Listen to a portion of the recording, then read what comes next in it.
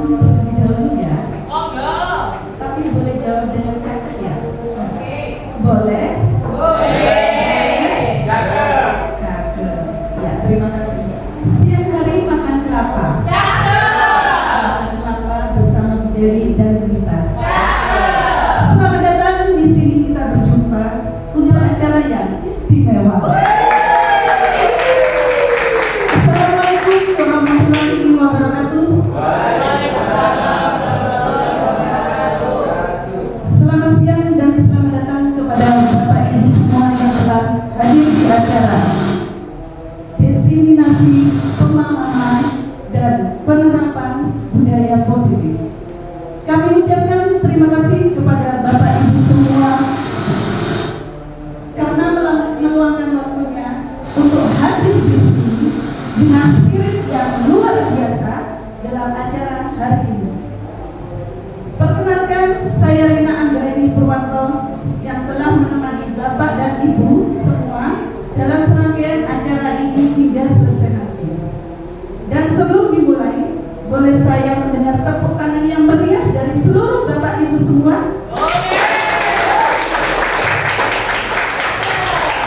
Terima kasih tepuk tangannya. Baik, di sini saya akan membacakan susunan acara pada siang hari ini. Diseminasi pemahaman dan penerapan budaya positif Kamis 22 Agustus 2024 SD Negeri Sukoharjo 3. Yang pertama, pembukaan. Yang kedua, menyanyikan lagu Indonesia Raya. Yang ketiga, doa. Yang keempat, sambutan dari Bapak Kepala Sekolah SD Negeri Sukoharjo 3. Yang kelima, diseminasi penerapan budaya positif dari narasumber kita. Dan yang terakhir yaitu penutupan. Baik Bapak Ibu semuanya, sebelum acara dimulai, marilah Bapak Ibu dimohon berdiri untuk menyanyikan lagu Indonesia Raya.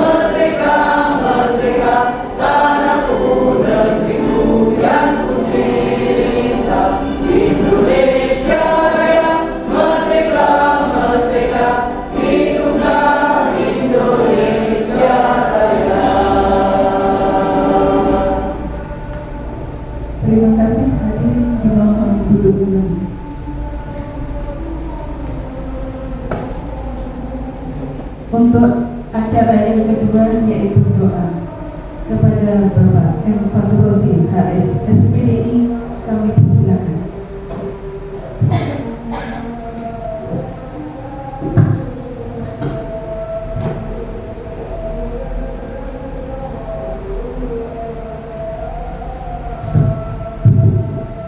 Assalamualaikum warahmatullahi wabarakatuh. Marilah kita awali kegiatan hari ini. Mudah-mudahan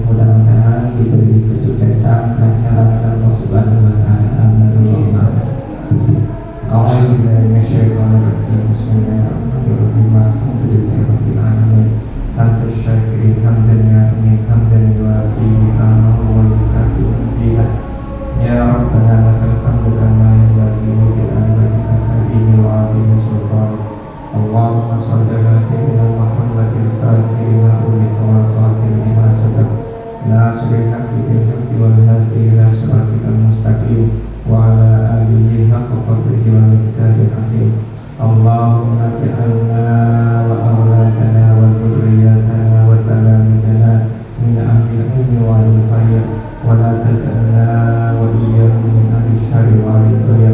Allahumma ja'alna min ahli ihsan fid dunya wal akhirah. Allahumma inna na'udzubika min ilmin la yanfa' wa qalbin la yasha' wa amalin la yurfa' wa du'a'in la yusma'. Rabbana zalamna anfusana wa in lam taghfir lana wa tarhamna lanakunanna minal khasirin. Rabbana la tu'akhidna in nasina aw akhtana. Rabbana atina min ladunka rahmah wa hayyi lana min amrina rashada. Ihdinas siratal mustaqim, ihdinas siratal mustaqim, ihdinas siratal mustaqim, siratal ladzina an'amta 'alaihim ghairil maghdubi 'alaihim waladdallin. Ya muqallibal qulub, tsabbit qulubana 'ala dinika wa ta'atik. Rabbana atina fid dunya hasanah wa fil akhirati hasanah wa qina adzabannar. Wa sallallahu ala sayyidina Muhammadin wa ala alihi wa sahbihi wa sallam. Subhana rabbika rabbil izzati amma yasifun wa salamun alal mursalin walhamdulillahi rabbil alamin. Al-Fatihah. Bismillahirrahmanirrahim. Ya na'budu wa iyyaka nasta'in. Shiratal mustaqim. Shiratal ladzina an'amta 'alaihim ghairil maghdubi 'alaihim waladdallin. Terima kasih. Assalamualaikum warahmatullahi wabarakatuh.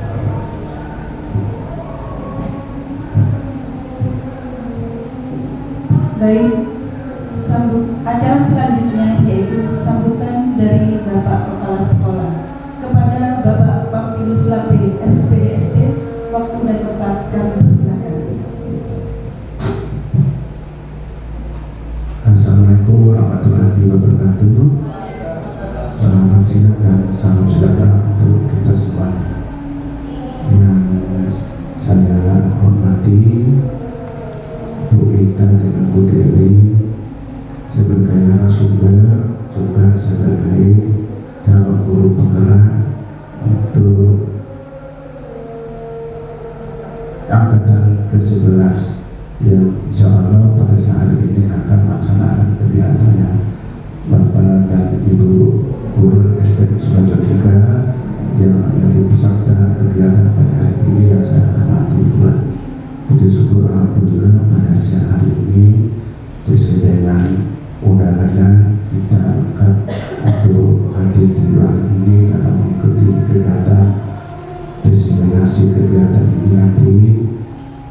Mudah-mudahan kegiatan pada hari ini akan bermanfaat bagi selain calon guru penggerak juga bagi kita semua yang ikut di dalam kegiatan hari ini.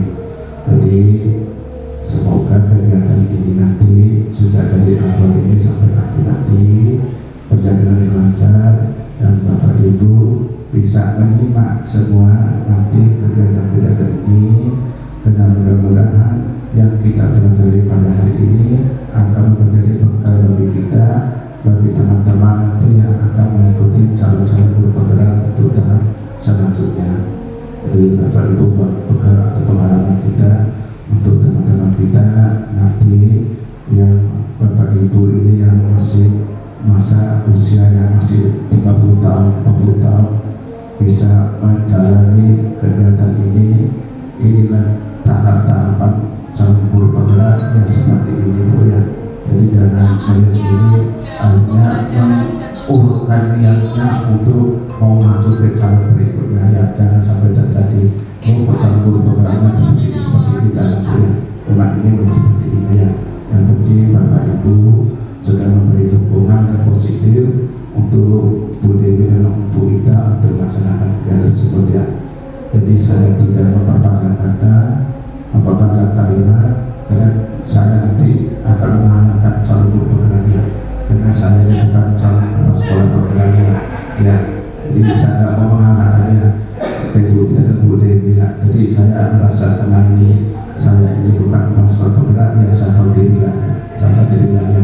Biar nanti berdua ini yang akan menyampaikannya, karena tadi saya tahu diseminasinya artinya apa ya. Karena makanya saya dengar tapi diseminasi ini apa artinya itu ya. Itu saja dari saya akhiri. Assalamualaikum warahmatullahi wabarakatuh.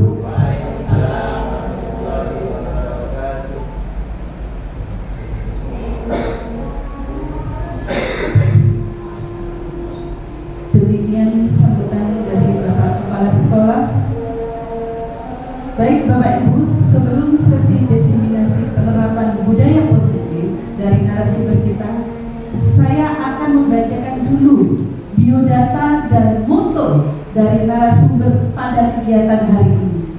Ini dia tampilan biodata dan moto dari para narasumber kita. Beliau-beliau adalah senior-senior saya yang nantinya akan menjadi pembimbing saya jika tahun depan saya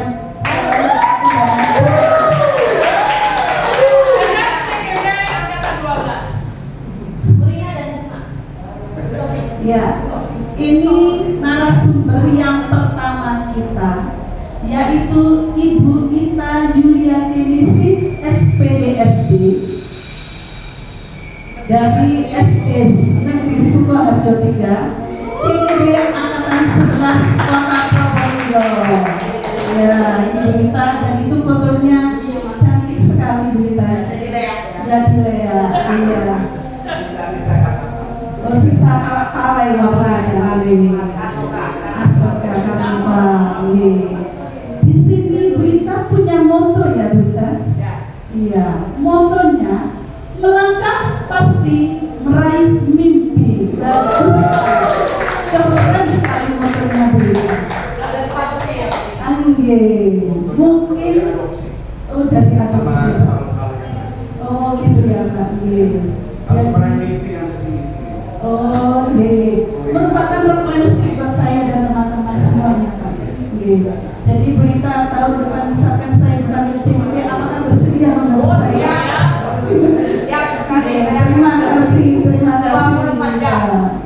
Ya, untuk selanjutnya narasumber yang kedua yaitu Ibu Dewi Anggraini, SPDSD. Angkatan 11 Kota Probolinggo.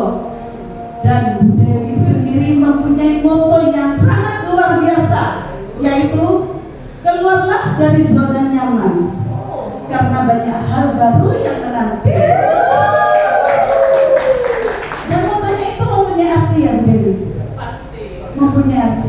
Bisa diartikan di sini Bu Dewi? Disampaikan sekarang. Ya, mencari rolenya itu saya. Ya. Artinya. Jadi dari moto itu kita jangan terlena dengan zona nyaman, Bu.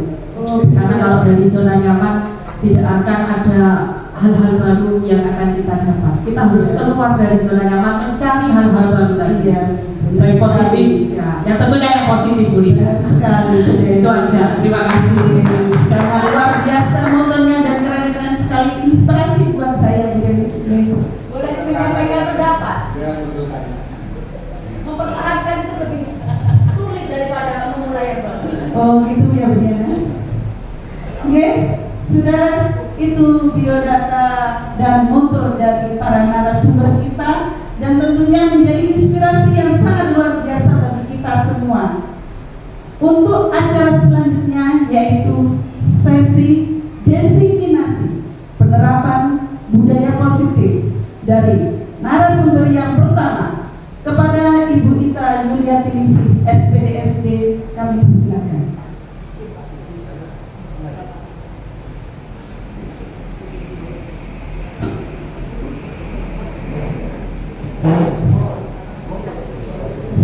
Apa kabar Bapak Ibu pada siang hari ini?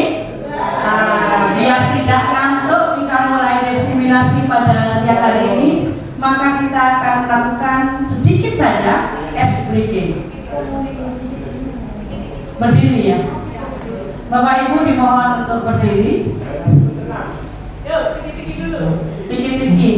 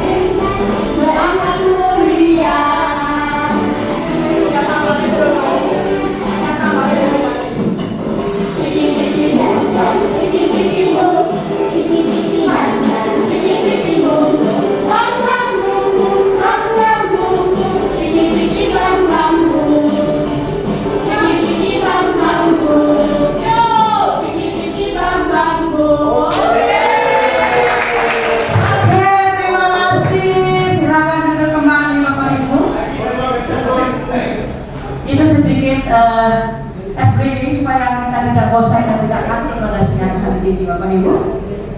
Saya akan memulai diseminasi pada siang hari ini. Assalamualaikum warahmatullahi wabarakatuh.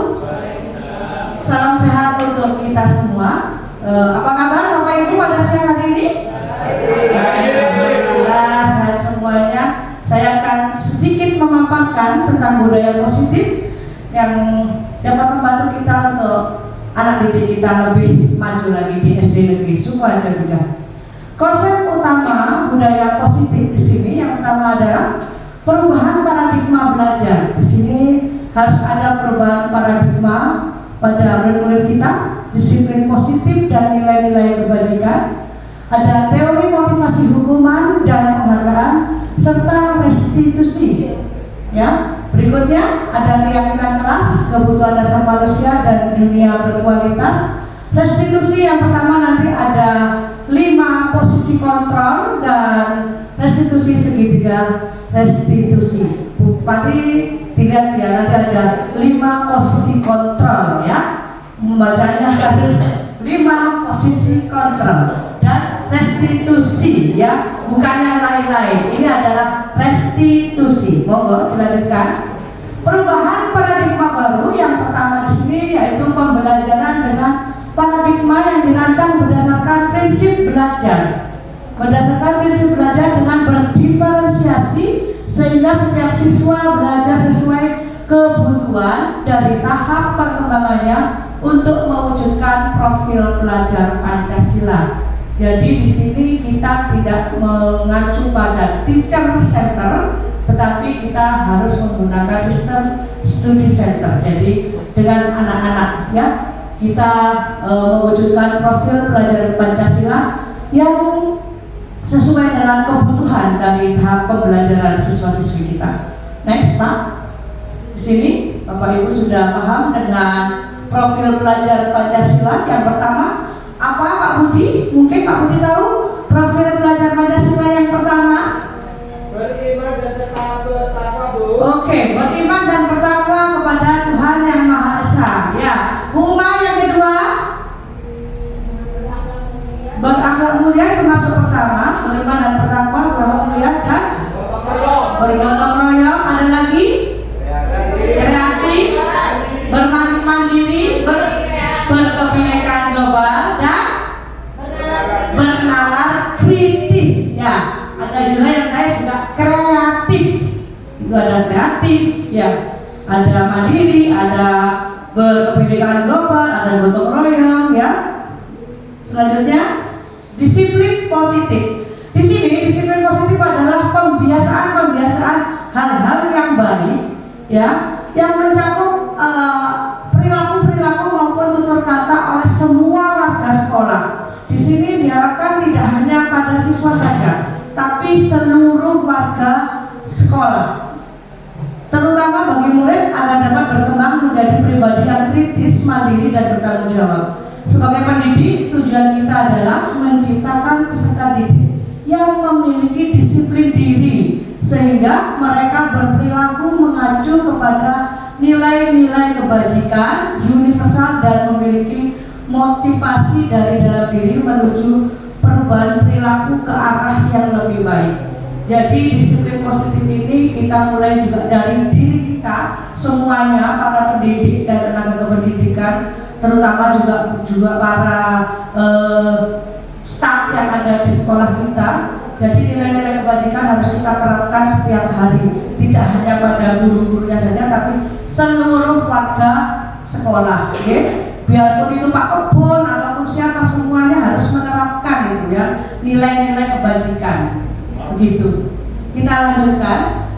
Ini nilai-nilai kebajikan itu secara universal sesuai dengan profil pelajar Pancasila. Kita bisa melihat di sini ada beriman dan bertakwa kepada Tuhan Yang Maha Esa dan berakhlak mulia, bunganya jadi satu. Beriman dan bertakwa dan berakhlak mulia jadi satu. Ada mandiri, bernalar kritis, berkebinekaan global dan bergotong royong serta mandiri. Ini sesuai dengan profil pelajar Pancasila.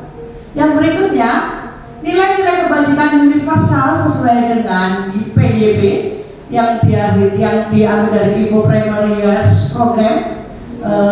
Sikap murid antara lain ada toleransi, rasa hormat, integritas, mandiri, menghargai, antusias, empati, keingintahuan, kreativitas, kerjasama, percaya diri, dan komitmen.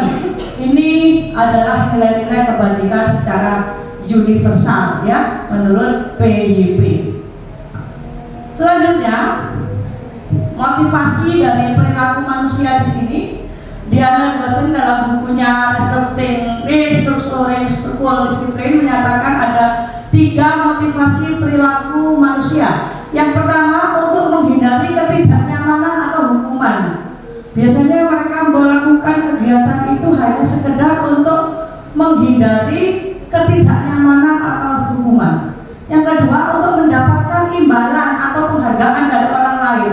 Melakukannya tidak dari dalam diri, tapi dia itu melakukannya agar mendapatkan imbalan atau penghargaan dari orang lain. Yang berikutnya, untuk menjadi orang yang mereka inginkan dan menghargai diri sendiri dengan nilai-nilai yang mereka percaya. Jadi ada 3 ya motivasi perilaku manusia. Kita lanjutkan, untuk menghindari ketidaknyamanan atau hukuman ini adalah tingkat terendah. Biasanya tingkat terendah ini untuk motivasi perilaku manusia, orang-orang yang motivasi perilakunya untuk menghindari hukuman atau ketidaknyamanan saja pada dirinya. Sebenarnya mereka sedang menghindari permasalahan yang mungkin muncul, tapi mereka hanya untuk sekedar menghindari hukuman saja. Begitu. Kita lanjutkan ke berikutnya. Untuk mendapatkan imbalan atau penghargaan dari orang lain, ini perbuatan atau satu tingkat di atas motivasi yang pertama tadi. Ini hanya sekedar untuk mendapatkan imbalan. Jadi mereka bersikap baik atau berperilaku hanya sekedar untuk mendapatkan imbalan atau penghargaan dari orang lain. Jadi tidak dari dirinya sendiri. Kita lanjutkan.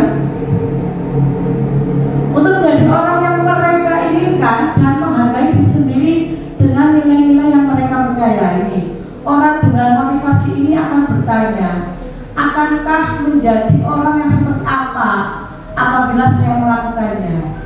Mereka akan melakukan sesuatu kegiatan itu sesuai dengan nilai-nilai yang mereka yakini. Mereka yakini dan mereka anggap benar, mereka hargai, dan mereka melakukannya karena mereka ingin menjadi orang-orang yang memang motivasinya membuat seseorang itu disiplin positifnya tinggi. Jadi sudah tingkatannya lebih di atas yang 2 tadi, begitu. Jadi ini sudah bersifat internal, bukan lagi dari eksternal. Kalau yang 2 tadi menurut saya kan ada yang pertama tadi apa? Iya, menghindari hukuman itu dari eksternal kan ya. Yang kedua juga apa? Ayo, yang kedua tadi. Iya, penghargaan juga dari orang lain, masih bersifat eksternal. Dan yang ketiga ini sudah bersifat internal, bukan eksternal lagi, sudah dari dalam dirinya sendiri. Begitu. Hukuman, konsekuensi, dan restitusi. Okay? Dalam menyatakan menjalankan peraturan ataupun keyakinan kelas ataupun sekolah, bila mana ada sesuatu pelanggaran, pada umumnya berbentuk hukuman dan konsekuensi yang mereka dapat. Selama ini ya, kita melihat seperti itu. Dalam modul ini akan diperkenalkan program disiplin positif yang dinamakan restitusi. Ya. Restitusi merupakan proses kolaboratif yang mengajarkan murid untuk mencari solusi masalah mereka dan membantu murid berpikir tentang orang seperti apa yang mereka inginkan dan bagaimana mereka harus memperlakukan orang lain. Begitu. Selanjutnya, ini hukuman biasanya tidak terencana atau tiba-tiba.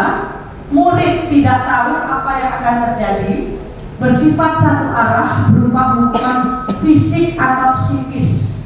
Biasanya kalau ada yang melakukan sesuatu kesalahan, mereka akan dihukum atau dengan tiba-tiba mereka mendapatkan hukuman ya, tanpa kita tahu apa yang akan terjadi dan bersifatnya satu arah. Untuk selanjutnya, konsekuensi ini terencana disepakati sesuai peraturan dan murid tetap dibuat tidak nyaman. Sikap guru selalu memonitor murid, gurunya selalu memonitor murid. Yang kedua ini konsekuensi, tapi kalau konsekuensi sudah ada dalam peraturan-peraturan yang sudah kita buat sebelumnya. Kalau restitusi yaitu proses menciptakan kondisi bagi murid untuk memperbaiki kesalahan. Proses kolaboratif yang mengajarkan murid untuk mencapai solusi sendiri, ya, untuk mencari solusi sendiri, menciptakan kondisi perbaikan diri untuk memperbaiki kesalahan yang sudah dilakukan. Gitu. Selanjutnya keyakinan, ya, keyakinan kelas. Mengapa keyakinan kelas? Mengapa tidak peraturan kelas saja? Sekarang kita misalkan saja, Bapak Ibu saya ingin bertanya, jika kita naik kendaraan sepeda motor, kita memakai helm kan? Ya. Coba alasannya apa kalau memakai helm? Ya, Pak Yudi? Ini Pak Yudi menjawabnya takut dicegat polisi. Mungkin Bu Rina apa? Mencari keamanan. Wah, mencari keamanan. Keamanan dari mana ini Bu Rina? Zona nyaman. Oh, keamanan dari zona nyaman. Pak Es? Peraturan lalu lintas. Oh, untuk mentaati peraturan lalu lintas. Kedua, menjaga keselamatan. Pintar sekali untuk menjaga keselamatan, ya. Jadi kenapa kita memiliki peraturan tentang penggunaan helm pada saat mengendarai kendaraan roda 2 atau motor? Ini intinya adalah untuk apa? Keselamatan, utamanya itu, ya. Kemudian, mengapa kita memiliki peraturan tentang penggunaan masker dan mencuci tangan setiap saat? Setelah jajan, anak-anak juga dibiasakan untuk cuci tangan, kita pun juga cuci tangan, begitu ya. Itu untuk apa itu? Menjaga kesehatan, sebenarnya juga kebersihan juga, ya. Dari dalam diri kita sendiri. Kita lanjutkan. Nilai-nilai keselamatan tadi, ya ini sudah yang kita ketahui sebagai seorang pendidik, ya ini sebagai suatu keyakinan, nilai-nilai kebajikan universal yang disepakati secara tersirat dan tersurat, lepas dari latar belakang suku, negara, bahasa maupun agama.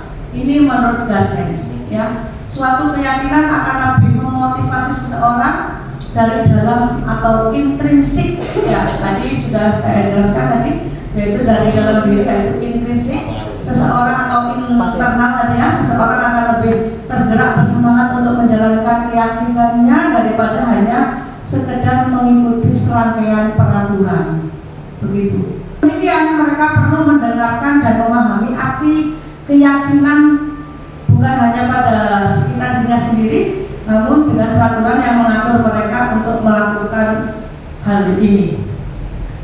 Kita lanjutkan keyakinan kelas sekarang ya. Keyakinan kelas bersifat lebih abstrak daripada peraturan yang lebih rinci dan konkret. Keyakinan kelas itu hal-hal yang sudah diyakini oleh peserta didik kita. Biasanya kita buat itu pada awal pembelajaran kita. Ada keyakinan kelas yang kita adopsi dari peraturan-peraturan kelas yang sudah kita buat, dan nanti juga akan disepakati keyakinan kelas itu bersama dengan teman-teman satu kelasnya. Jadi keyakinan kelas itu sudah disepakati oleh seluruh anggota kelas. Keyakinan kelas berupa pernyataan-pernyataan universal. Dengan pernyataan universal tadi bisa kita pahami, yang tadi kan banyak ya, ada yang universal, ada yang untuk nilai dari profil pelajaran Pancasila. Keyakinan kelas sebenarnya tidak terlalu banyak sehingga mudah diingat dan dipahami oleh semua warga kelas. Keyakinan kelas sebaiknya sesuatu yang dapat diterapkan di lingkungan kelas. Semua warga kelas hendaknya ikut berkontribusi dan pembuatan keyakinan kelas lewat kegiatan curah pendapat, bersedia meninjau kembali keyakinan kelas dari waktu ke waktu. Jadi keyakinan kelas itu bisa dirubah dari waktu ke waktu, tidak monoton itu saja. Jadi sesuai dengan kesepakatan yang telah dibuat bersama. Begitu. Ini adalah contoh penerapan keyakinan kelas yang kami buat di kelas 6A dan kelas 6B. Ini anak-anak melakukan mencoba untuk membuat keyakinan kelas menurut kata hati mereka. Jadi menurut anak-anak sendiri, apa sih keyakinan yang harus mereka lakukan di kelasnya. Ini contohnya penerapan keyakinan kelas dari kesepakatan-kesepakatan yang dibuat tadi, kemudian nanti akan diyakini untuk membuat keyakinan kelas. Oke, untuk kita supaya lebih paham dengan keyakinan kelas, mari kita coba untuk membuat keyakinan kelas kita bersama. Pada siang hari ini, Bapak Ibu saya umpamakan sebagai murid-murid saya,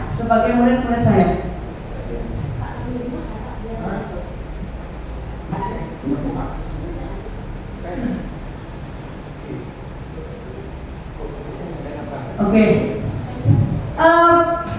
Saya ingin Bapak Ibu nanti menuliskan peraturan-peraturan yang harus kita laksanakan di kelas kita. Peraturan-peraturan dulu ya.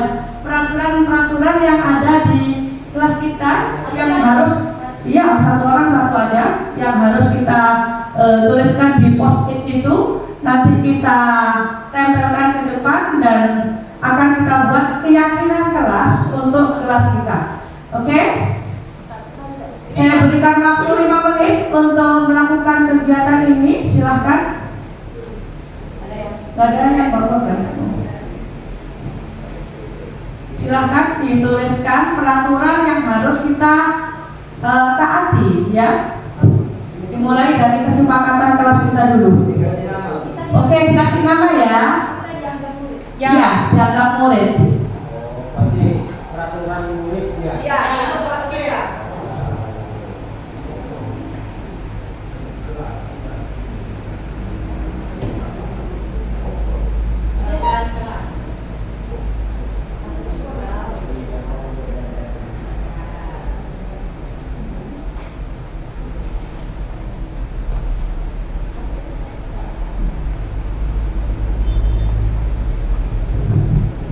Silahkan ditulis peraturan apa saja yang biasanya harus kita taati di kelas kita. Hanya lingkup kelas saja, bukan di sekolah ya. Ya, kita hanya lingkup kelas yang nantinya akan kita buat di kelas kita. Silahkan untuk ditempel ke kertas plano yang ada di depan. Ya, monggo. Mau berapa Pak Yudi? Tak kasih tanya. Tidak punya satu surat juga.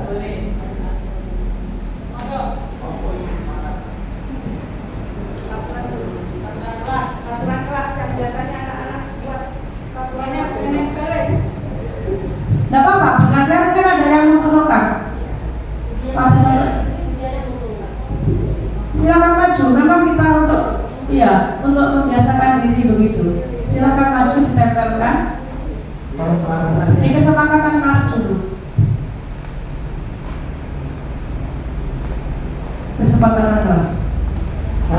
Monggo yang lainnya silakan untuk maju menempelkan kesepakatan kelasnya.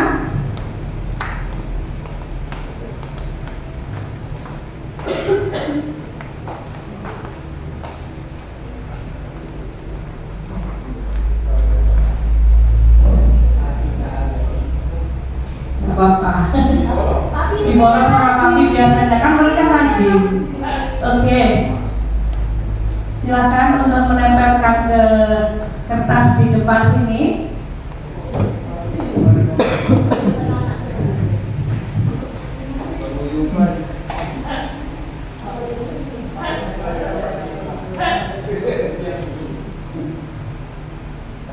Silakan. Wow, luar biasa. Tidak apa-apa, sudah miring. Sama teman-temannya. Kurang? Sudah? Kurang satu? Kurang satu? Pak Is kemana, Bis? Aduh.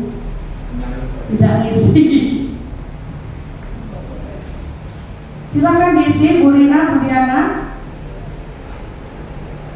Waktunya kurang 2 menit. Ya, waktunya sudah habis ini. Ini peraturan kelas ya, peraturan kelas yang nanti kita ubah menjadi keyakinan kelas pada kelas kita di kelas 6 ini nanti ya, SD Negeri Sukoharjo 3. Ini adalah siswa-siswi yang hebat ini. Ini murid-murid saya yang luar biasa. Ya, silahkan ditempelkan. Oh, tidak boleh itu ya. Harus menjaga kesehatan. Menjaga kesehatan. Oke, sudah. Kurang satu lagi, Rina, silahkan. Tidak boleh merokok itu kesepakatan pakai keyakinan. Itu kesepakatan. Nanti bisa mengetahui. Saya bacakan dulu ya. Yang pertama, menaati piket dari Pak Budi. Menaati piket. Ini kata-katanya menaati piket. Yang kedua, menghargai semua siswa dan tidak mengejek. Dari Pak Rafiq. Oke, keren. Yang berikutnya berkata sopan dari Pak Yudi. Berikutnya Bu Sofi, tidak boleh makan dan minum di dalam kelas. Oke, ini tidak boleh makan dan minum di dalam kelas ya. Oke, Bu Uma, tiap anak punya satu kesempatan izin ke KM. KM itu apa? Kamar mandi. Oh, kalau ini Bu Uma satu kesempatan aja ya. Tiap anak yang kesempatan untuk izin kamar mandi. Ini bagaimana nantinya kita eksplor nanti bersama-sama. Kemudian tidak boleh bergurau saat kegiatan belajar. Tidak boleh bergurau saat kegiatan belajar. Berikutnya bersikap sopan dan tertib dari Pak Jeffrey. Yang tadi tidak boleh bergurau itu Bulia. Dari Papi, ini miring-miring sebentar. Kami tidak boleh membawa barang berharga ke kelas seperti cincin emas, kalung emas, dan kalung emas. Wah, kami tidak boleh ya, tidak boleh. Bagus, mengerjakan tugas atau PR tepat waktu, luar biasa. Bu Rina membuat sanksi membersihkan kelas jika tidak mengerjakan PR. Ini luar biasa, ini kesepakatan kelas kita. Kemudian piket sesuai jadwal Pak Rosi. Bu Diana melaksanakan piket kelas. Ini hampir sama ya, piket-piket semua. Ya, dari ke berapa ini sebelah ini ada kesepakatan kelas ini, maka kita akan menjadikannya sebagai keyakinan kelas kita.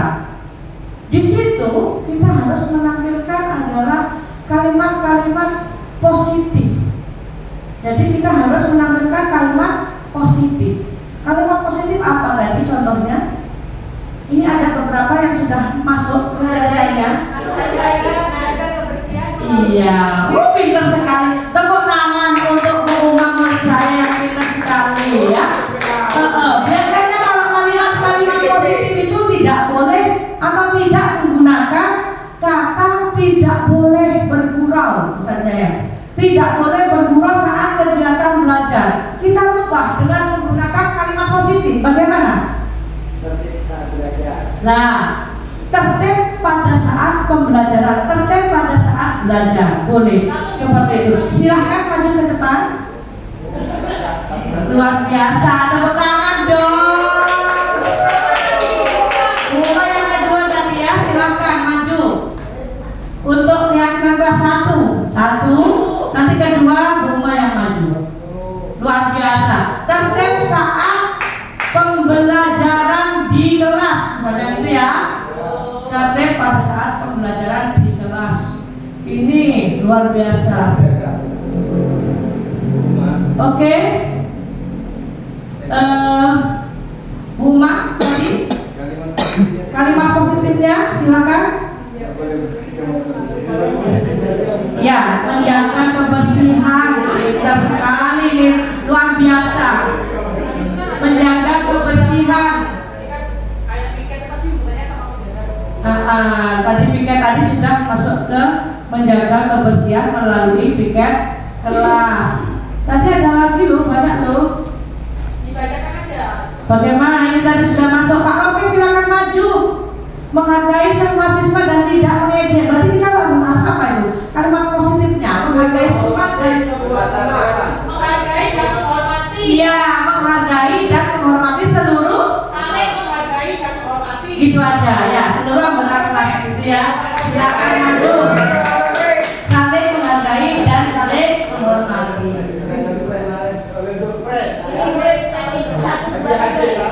Ya, saling menghormati dan menghargai. Oh, keren sekali. Bentar tiket ada lagi ini. Tidak boleh makan dan minum di dalam kelas. Silakan di rumah menjadi kalimat positif. Gunakan menjadi kalimat positif. Jangan ada kata tidak boleh. Ayo, ayo Bu Sofi. Istirahat beli-beli di kantin sekolah. Kita oke. Kita fokuskan lagi. Kita fokuskan lagi. Bagaimana? Kalau menghargai proses belajar mengajar di kelas. Sudah Bapak. Sudah. Kita fokus ke makan dan minum di kelas. Bagaimana kita Bapak? Berbagi dengan wali kelasnya. Luar biasa. Kegiatan berbagi yang sangat luar biasa dan itu sangat positif menurut saya. Apa yuk kita rubah dari kalimat positif. Tidak boleh makan dan minum di dalam kelas. Makan dan minum pada waktu istirahat. Oke, pintar sekali. Silahkan maju. Ini kita menggunakan kalimat positif. Makan dan minum pada saat jam istirahat. Oke. Ini yang tidak boleh membawa barang-barang berharga. Yuk, tidak boleh membawa barang-barang berharga. Kita rubah menjadi kalimat positif. Ayo Pak Bilun. Ayo, bagaimana? Bawalah ke pegadaian. Ya, satu lagi, kurang satu lagi. Apa? Hadiahkan pada guru. Kita buat kalimat positif dari tidak memakai perhiasan tadi. Bersikap apa? Bersikap sederhana. Nah, bersikap sederhana. Apa lagi? Mengenakan. Iya, bersikap sederhana dan tidak berlebihan. Silakan maju ke depan.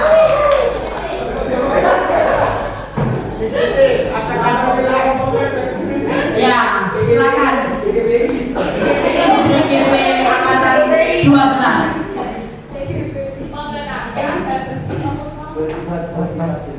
Bersikap ya, bersikap sederhana dan tidak berlebih-lebihan. Oke, bersikap sederhana dan tidak berlebih-lebihan dan tidak. Iya. Bersikap sederhana dan sederhana ya.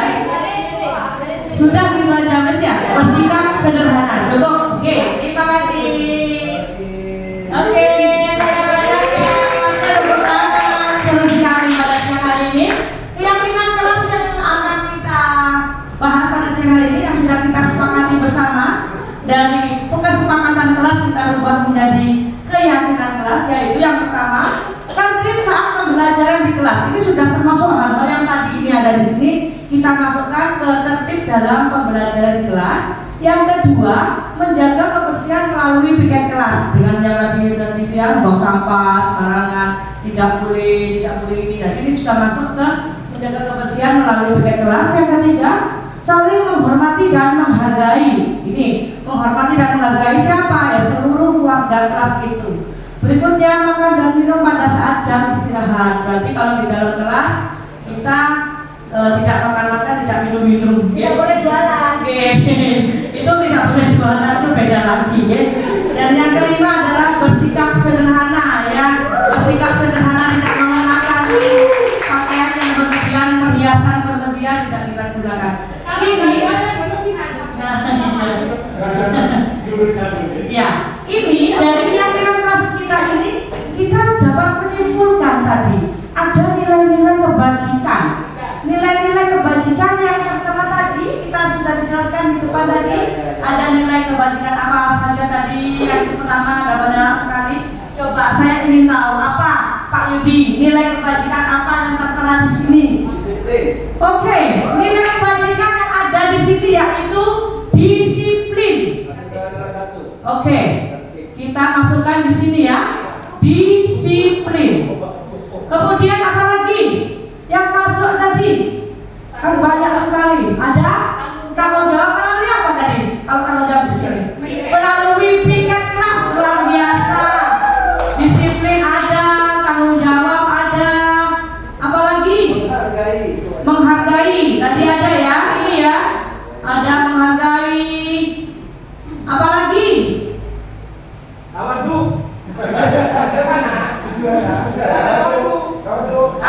Pak Rosi coba dijelaskan. Masuk ke mana tadi? Masuk ke mana di tadi? Nah ini toleransi, rasa hormat, integritas, mandiri, menghargai, komitmen, percaya diri, kreativitas, keilmuan, empati, komitmen. Ya, komitmen ada juga ya. Empati ada juga. Ini kita komitmen ya, tidak makan dan minum di kelas ya. Ini masuk komitmen. Kerjasama jelas. Iya, kerjasama juga masuk ke iya. Empati masuk di Ya, ini juga empati. Kesederhanaan kita masuk ke ada itu Integritas. integritas. Ya, integritas ini ya. Iya. Oke, dari sini apakah sudah bisa memahami apa yang dimaksud dengan keyakinan kelas, kesepakatan kelas, dan apa ini nilai-nilai kebajikan universal tadi? Bagaimana Pak? Makanya itu yang Iya. pernah dibuat oleh rumah. Iya. Kenapa dibuat yang positif bagaimana? Kesepakatan di kelas apa? Punya rumah lah dia. Oh, kamar mandi juga. Tiap anak punya satu kesempatan izin ke kamar mandi. Ini. karena saya menyesuaikan dengan kondisi kelas Kondisi katanya bolak-balik ke kamar mandi begitu ya.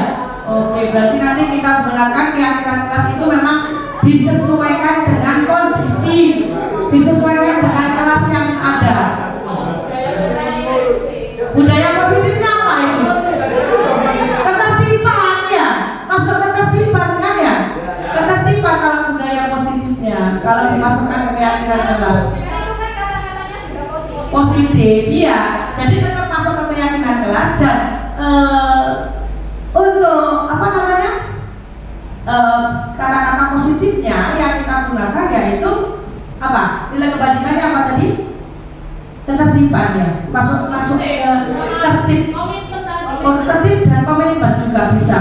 Karena komitmen untuk tidak bolak-balik ke kamar mandi, begitu. Begitu Pak Yudi ya. Oke. Iya. Supaya tidak dua kembalinya hanya satu kali. Gitu. Kecuali sampai perut.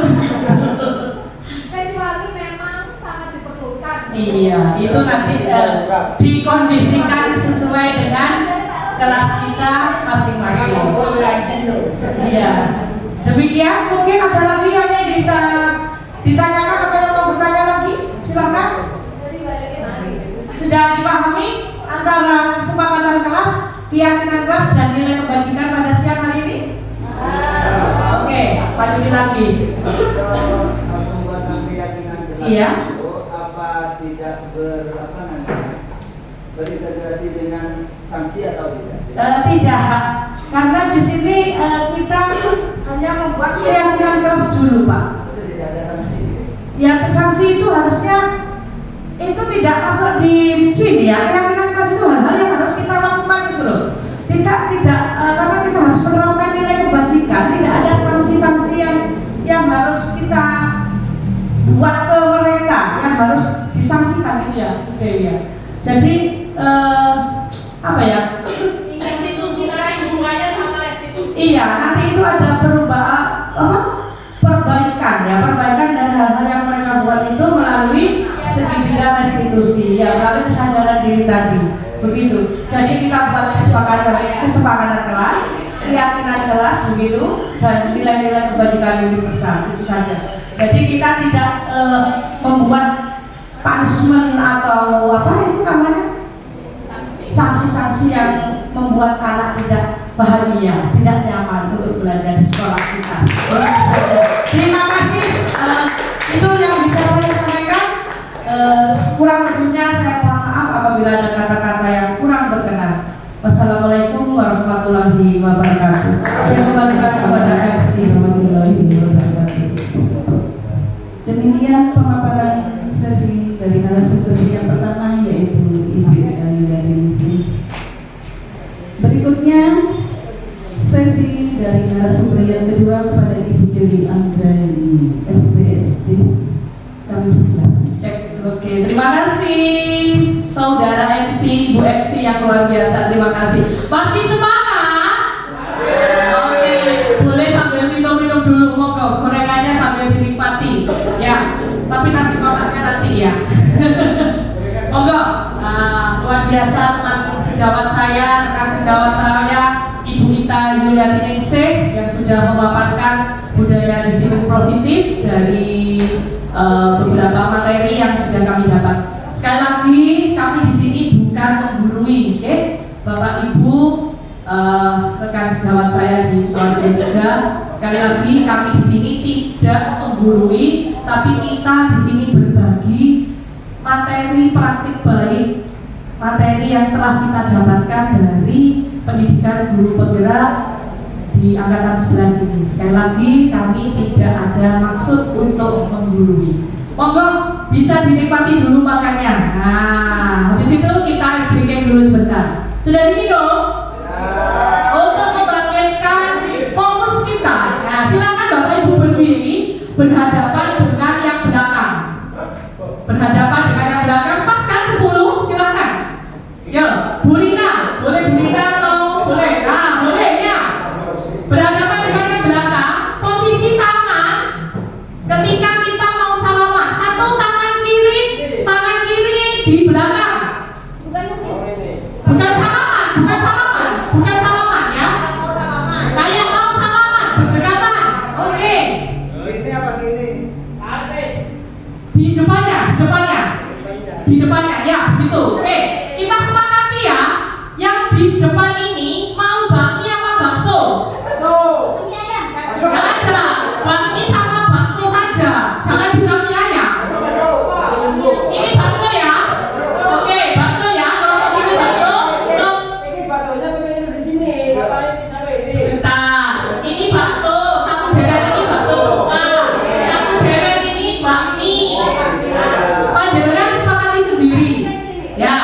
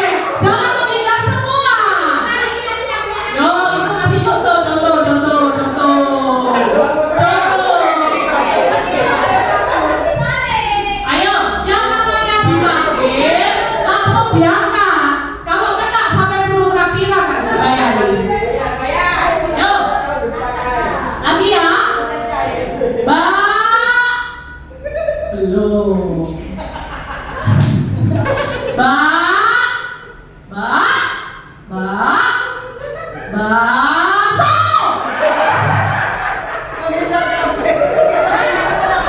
Oke, pengidatan yang takdiran ya. Oke, nanti biar saya takdiran sama Wina. Kalau lulus CGP angkatan 11 saya takdiran lagi sama Wina. Oke, terima kasih Bapak Ibu. Kok menghindar kabeh? Oke, terima kasih. Baik, saya lanjutkan ya. Kita lanjutkan di diseminasi budaya positif pada siang hari ini. Oke, setelah tadi disampaikan beberapa budaya positif, kita masuk di kebutuhan manusia. Kebutuhan dasar manusia. Kebutuhan dasar manusia merupakan sesuatu yang kita lakukan untuk mendapatkan apa yang kita inginkan. Seluruh tindakan yang kita lakukan mempunyai tujuan. Jadi kita melakukan tindakan pasti kita bertujuan. Semua usaha terbaik yang kita lakukan agar kebutuhan dasar kita terpenuhi dengan baik. Tentunya kita kan pasti akan melakukan usaha-usaha terbaik untuk mencapai tujuan kebutuhan tersebut. Next. Nah, tuh kebutuhan dasar manusia ada 5 di sini. 1 tadi katakan kebutuhan bertahan hidup itu masuk tadi kebutuhan makan kata Pak Kamsin ya Pak Yudi. Bertahan hidup kita perlu makan salah satunya. Kebutuhan yang kedua, nah ini kebutuhan apa ini? Kebutuhan cinta dan kasih sayang. Kita butuh cinta dan kasih sayang, kebutuhan untuk diterima. Jadi kita untuk diterima perlu ada cinta. Banyak uang semakin dicinta. Tak punya uang abang ditendang. Untuk diperhatikan. Cinta dan kasih sayang tadi. Yang ketiga adalah penguasaan. Penguasaan di sini adalah terkait kebutuhan pengakuan atas kemampuan. Saya mampu, saya bisa, saya akan melakukannya. Saya mengakui Anda. Selanjutnya nomor 4 kebebasan, kebutuhan untuk pilihan, bebas. Kalau daftar CGP monggo. Oke, harus daftar ya untuk mendapatkan. Oke ya, kebebasan untuk menentukan pilihan. Next untuk daftar di angkatan 12 nah ya, atau langsung daftar di pengajar praktiknya boleh. Yang kelima adalah kesenangan, kebutuhan untuk merasa senang, bahagia tadi yang disampaikan berita harus bahagia. Healing. Lanjut. Nah, tadi kebutuhan bertahan hidup meliputi apa saja? Di sini ada makan, pakaian, tempat tinggal, keamanan, juga kesehatan. Kita mengategorikan itu tadi sebagai kebutuhan bertahan hidup. Yang kedua, kasih sayang dan cinta tadi dan rasa diterima, dipedulikan, ya, dipedulikan, dianggap, ya, kerjasama menjadi bagian dalam kelompok. Kalau tidak dianggap punya kita.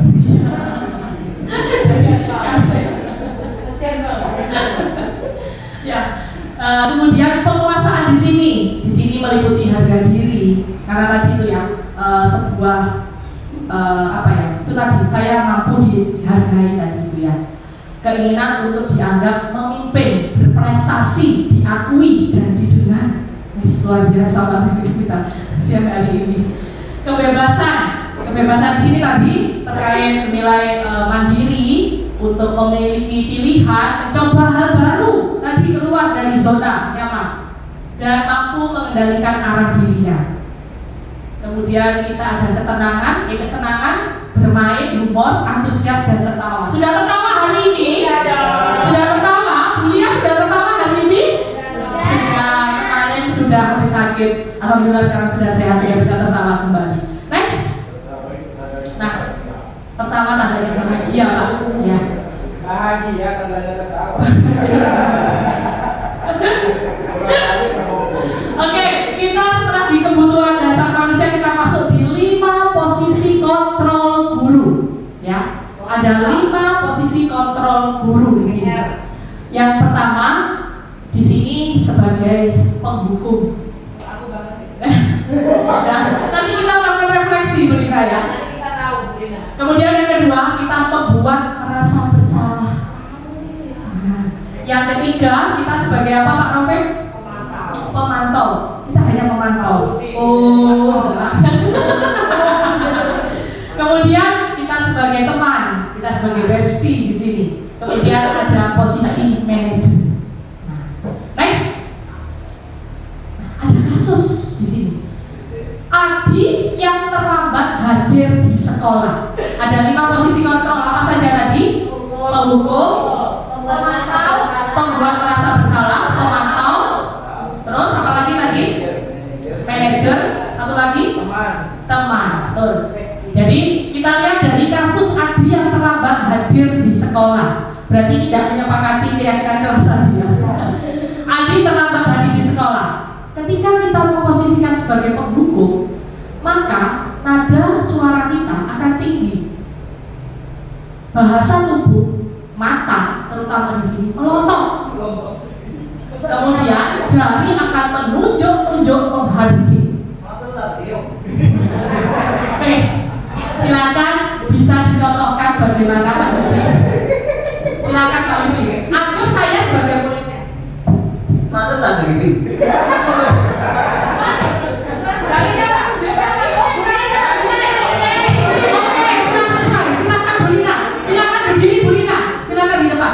Oke. Nah, saya terlambat. Saya sebagai Adi. Kok telat tadi? Maaf, Tuhan. Pulang ke mana? Saya terlambat. Oke, tepuk tangan untuk Bu Rina. Luar biasa. Gambarannya seperti itu. Nadanya tinggi, jarinya menunjuk, matanya melotot.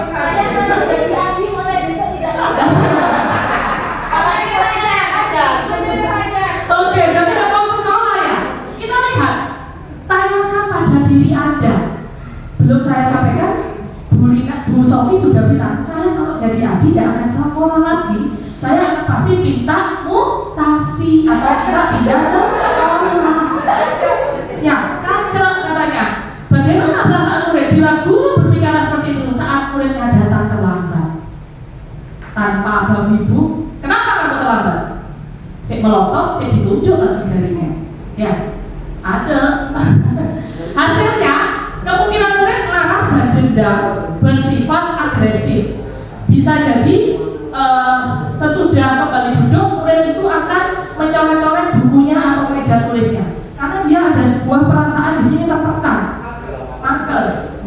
Ya, ini kalau murid kelas rendah, kalau kelas SD dia akan melampiaskan entah ke temannya, entah ke bukunya.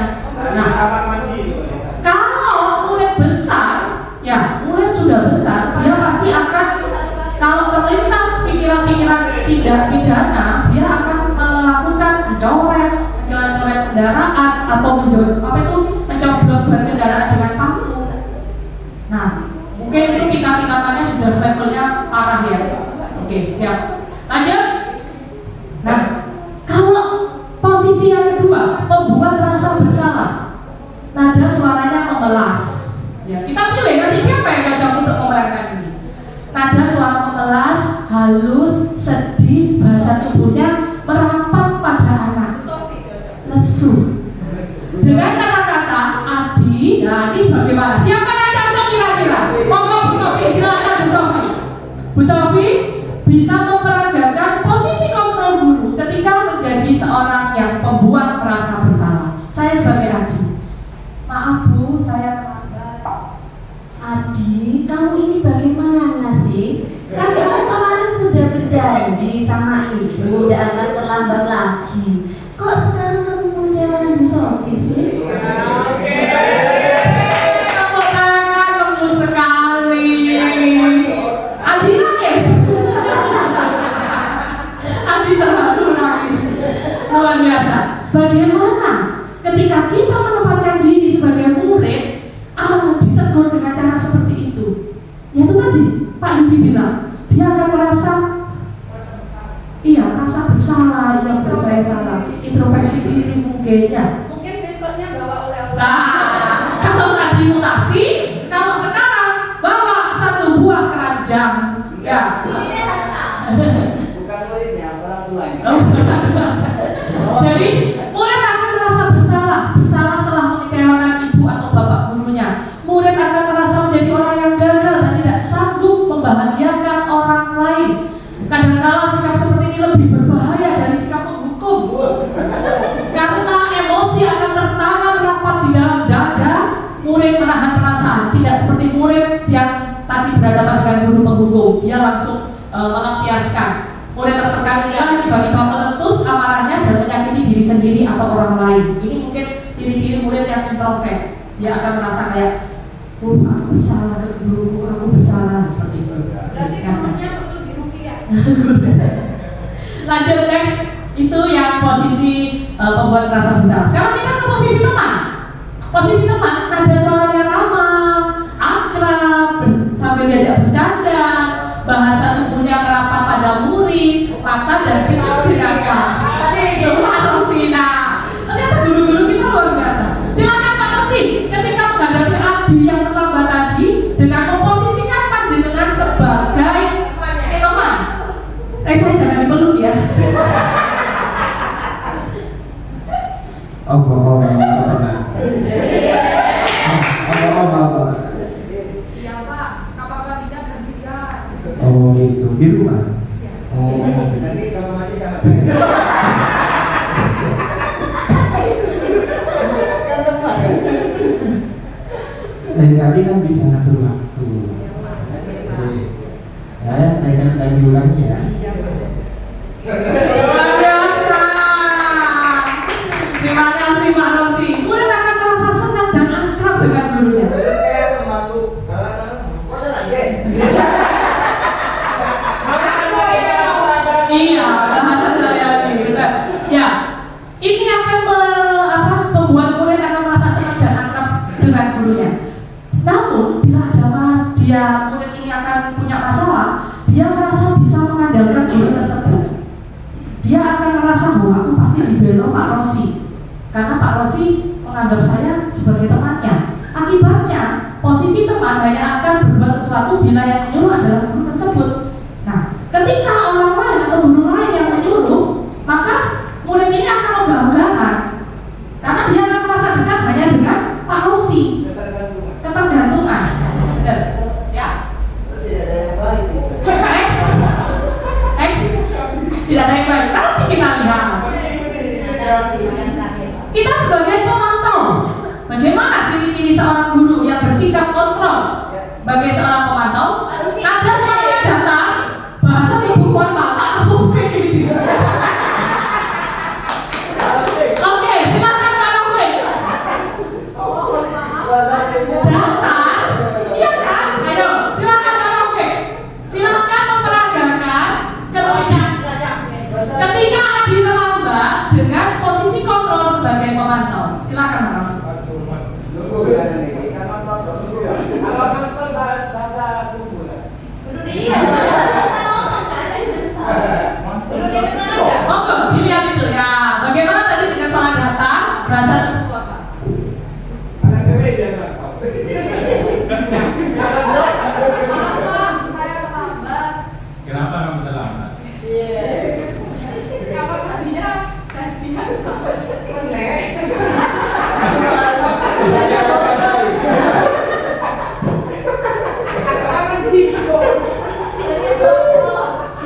Ya sepeda saya rusak Pak. Tahu konsekuensinya apa? Tidak tahu Pak. Silakan belajar di kelas saja. Baik hati.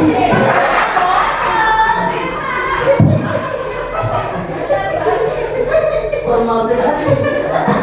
Terima kasih. Ya, jadi data yang benar tidak jelas kalau harus tinggal di kelas. Oke, ada sebetulnya, ini kata-katanya ada sebetulnya ya. Ya apa-apa ya, oke.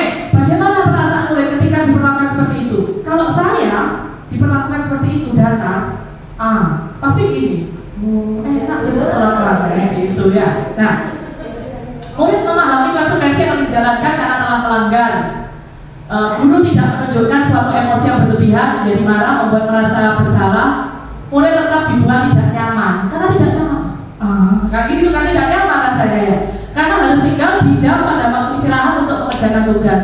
Guru tetap harus memantau murid mengerjakan tugas di jam istirahat. Karena murid tidak bisa ditinggal seorang diri. Nah itu posisi sebagai pemantau. Dan yang kelima adalah posisi sebagai manajer. Posisi sebagai manajer. Nada suara tulus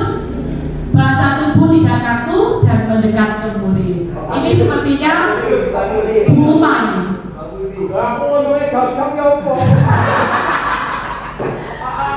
Monggo, silakan siapa yang mau mencoba untuk sebagai posisi manajer. Bahasa ibunya tidak kaku, suaranya tulus, seperti penyanyi, dan mendekat ke murid. Silakan Bu Uma. Silakan Bu Uma. Silakan Bu Uma. Ya.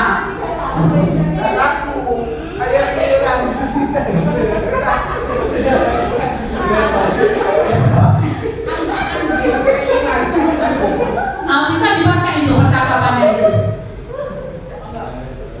Ada suara dulu. Bahasa tubuh tidak kaku nari-nari.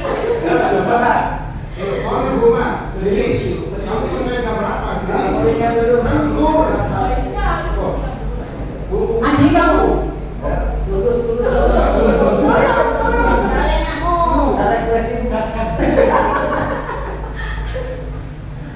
Adi,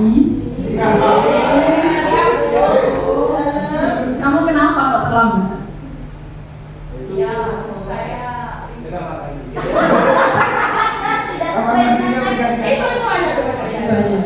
Adi, kamu mengetahui jam berapa sekolah dimulai? tahu Bu, jam 7.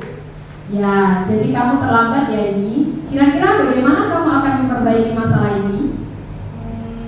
Saya akan menanyakan ke teman saya Bu, ketika ada tugas yang tertinggal nanti.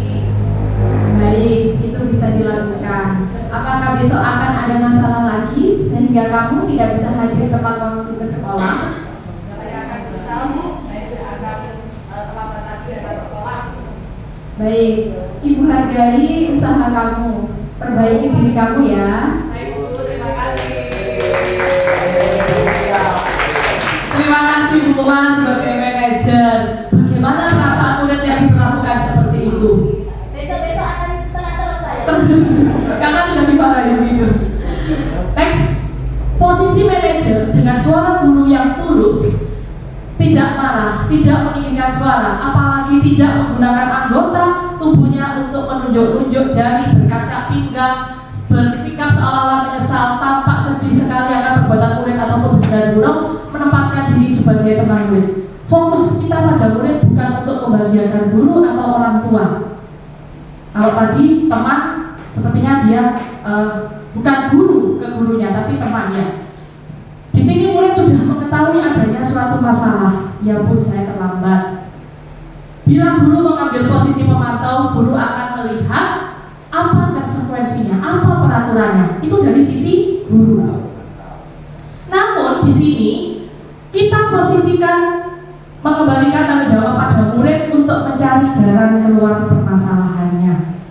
Tentu dengan bimbingan guru. Jadi dikembalikan lagi. Tadi Bu Uma bilang, bagaimana besok? Apakah mungkin akan terlambat lagi? Tidak Bu, saya usahakan besok saya bangun lebih pagi atau saya persiapan lebih matang lagi untuk paginya biar saya tidak terlambat. Seperti itu untuk posisi manajer. Next. Nah, contoh lain penerapan 5 posisi kontrol guru. Murid tidak mengerjakan tugas yang diberikan. Kalau posisi penghukum berdiri di depan kelas dengan sebelah kaki. Silakan berdiri di depan kelas. 50 kali atau 250 kali itu, ya. Pembuat merasa bersalah. Kesekian kali Ibu sudah ingatkan, kamu senang ya melihat Ibu terus-terusan bertindak seperti ini. Gak capek kamu nak. Nah, biasanya seperti itu. Next. Nah, kalau sebagai teman, ayo dong kamu kerjakan tugas.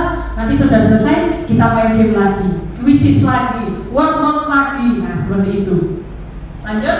Untuk pemantau, kamu sudah melakukan kesalahan dan sudah mengetahui konsekuensinya. Sekarang selesaikan dan segera kumpulkan data. Lanjut.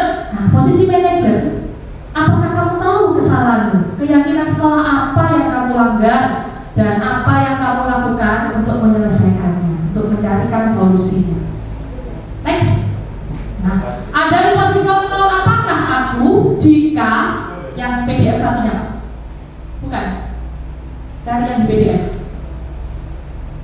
Nah, yang itu Pak, bukan yang pertama. Oke. Ada di posisi kontrol, apakah aku? Coba kita lihat bersama-sama. Saya kecewa sekali dengan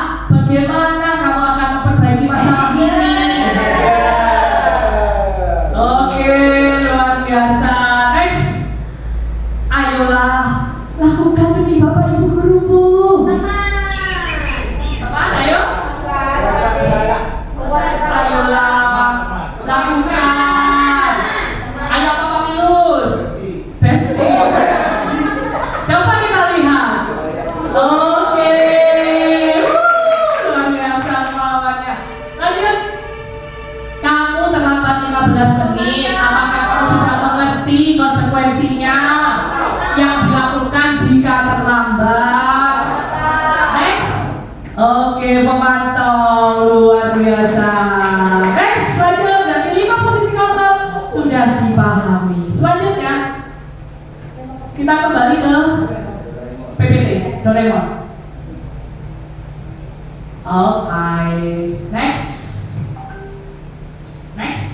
Nah, sekarang setelah kita mengetahui 5 posisi kontrol dulu, kita akan masuk di yang namanya segitiga restitusi. Nah, ya, segitiga restitusi. Berarti nanti ini ada 3 pilar, ada 3 bagian, ya, ada 3.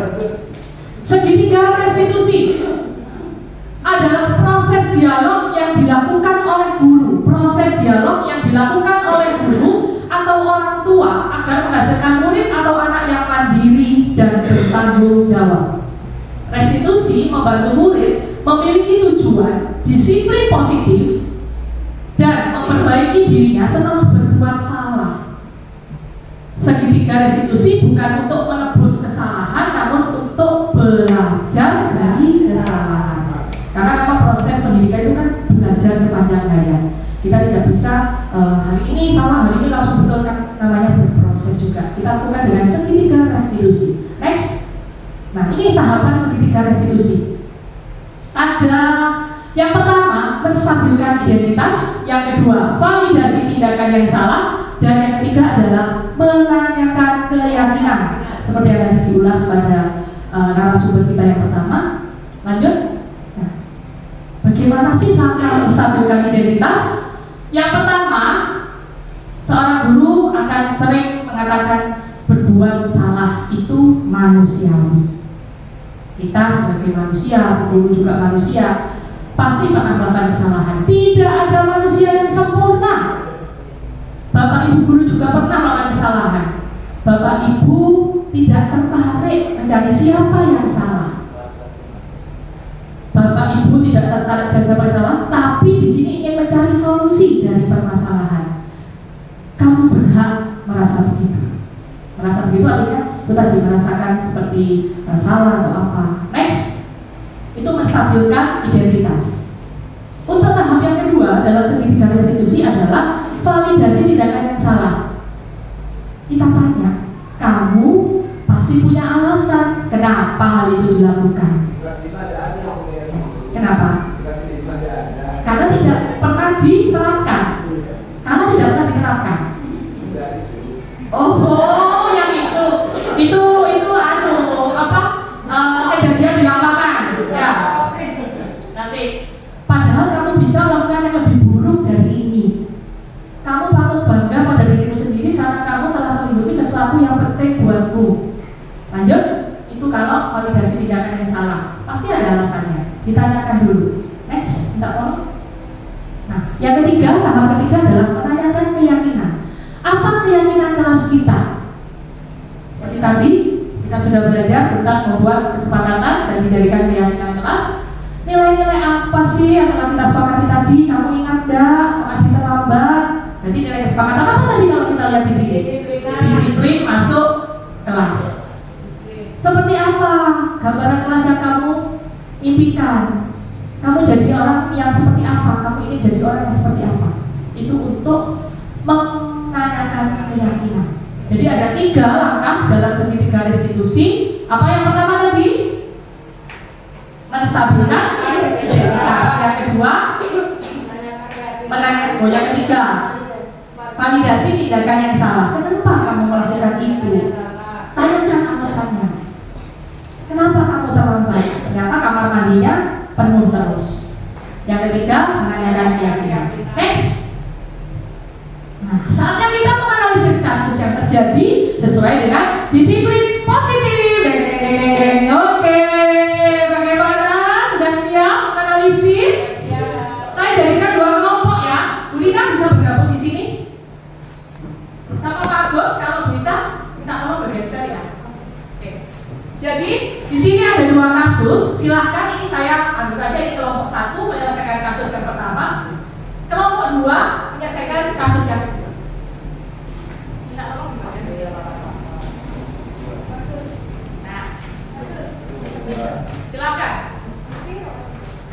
ada 2 itu tak jadi kanan. Udah kerja kok apa aja berdiskusi. Ya silakan. Next. Ini contoh tadi ya. Contoh tadi tindakan menerapkan pendidikan diskusi. Silakan bisa dibaca. Kembali ke kasus Pak.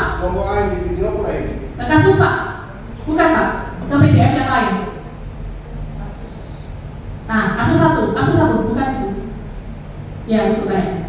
Oke, Sabrina. Oke, kasus 1 Sabrina ya. Di sini kasus 1 ya. Oke. Jadi secara singkat, Sabrina itu bangun terlambat. Oke, tak tahu apa yang dibacakan. Sabrina hari ini bangun terlambat Ya. dan terburu-buru sampai di sekolah. Ia pun akhirnya sampai di gerbang sekolah, tapi baru menyadari kalau tidak menggunakan sepatu hitam seperti tertera di peraturan sekolah.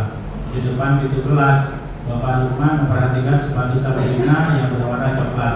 Sabrina berusaha menjelaskan bahwa dia terburu-buru dan salah mengenakan sepatu. Pak Lukman menanyakan Sabrina, apa peraturan sekolah tentang seragam warna sepatu? Sabrina menjawab sudah mengetahui sepatu harus berwarna hitam, namun terburu-buru dan salah mengenakan sepatu.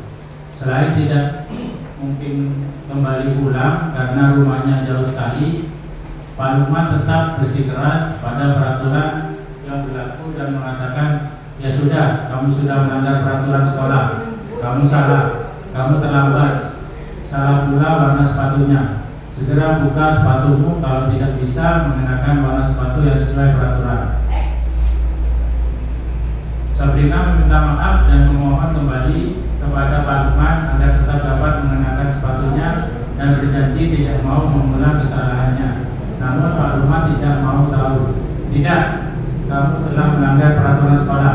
Kamu tidak sanggup ambil sepatu. Kalau tidak sanggup ambil sepatu di rumah atau diantarkan sepatu ke sekolah, ya sudah, kamu tidak bersepatu saja seharian di sekolah. Sekarang copot sepatumu dan silakan belajar tanpa sepatu seharian. Sabrina pun dengan berat hati mencopot sepatunya dan memberikannya kepada Pak Lukman.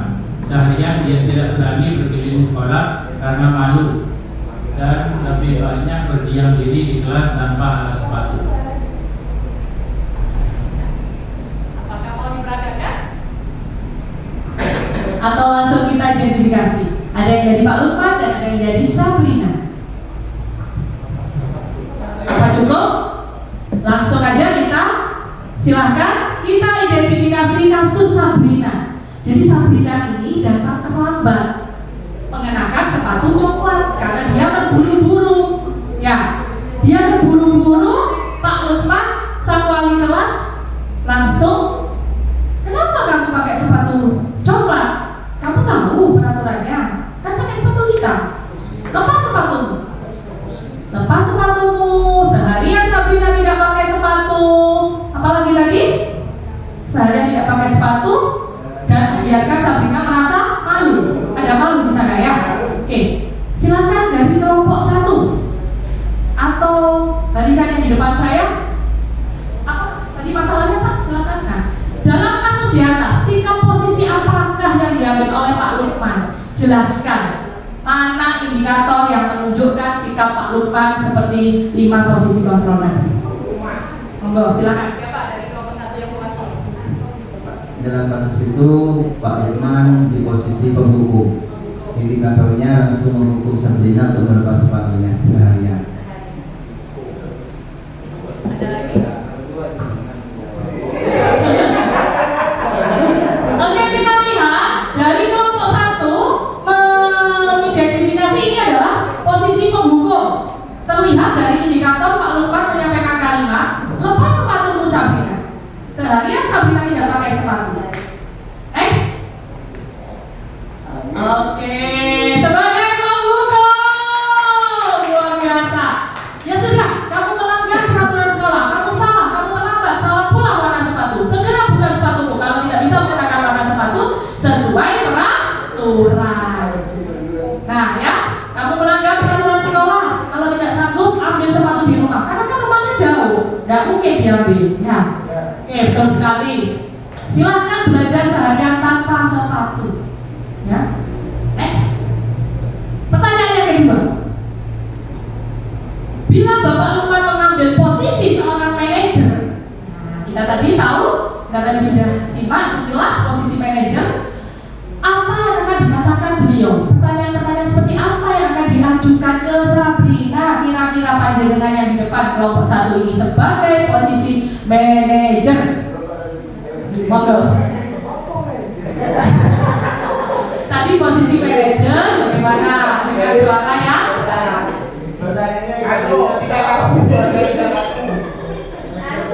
tulus ya, dengan tulus dia menanyakan dulu. Silakan. Kira-kira pertanyaan apa yang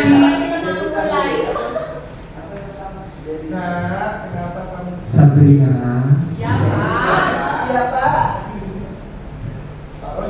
kamu tahu kesalahanmu apa? Iya Pak, tidak pakai sepatu warna hitam. Ah, seperti itu kan cepat. Identifikasi dulu ya. Ya, identifikasi setelah itu validasi mereka yang salah. Kenapa? Boleh. Biasa Bapak belikan. Gak makan apa? Terus apa mau lagi ya? Validasi. Validasi mereka yang salah. Itu menurutmu salah apa enggak? Salah Pak. Oh ya, lain kali untuk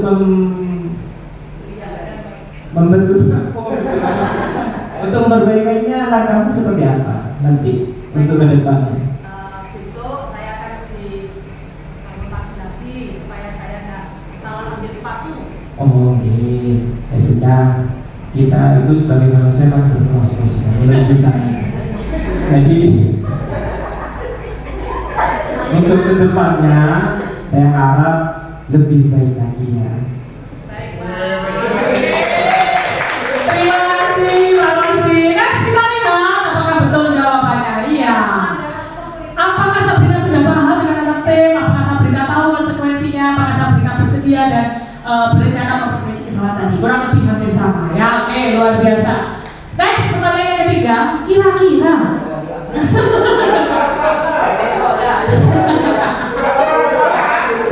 nah ini ada kepala sekolahnya. Kira-kira bila Anda menjadi kepala sekolah, apa nilai kebajikan yang ingin dicapai dituju oleh peraturan sepatu berwarna hitam? Monggo, silakan. Bisa dikasih atau apa? Apa Pak Jeffrey? Nilai kebajikan apa? Nilai kebajikan yang bisa dituju itu disiplin. Disiplin, apalagi mungkin ada komitmen, mungkin ada lagi tanggung jawab, apalagi mungkin mandiri.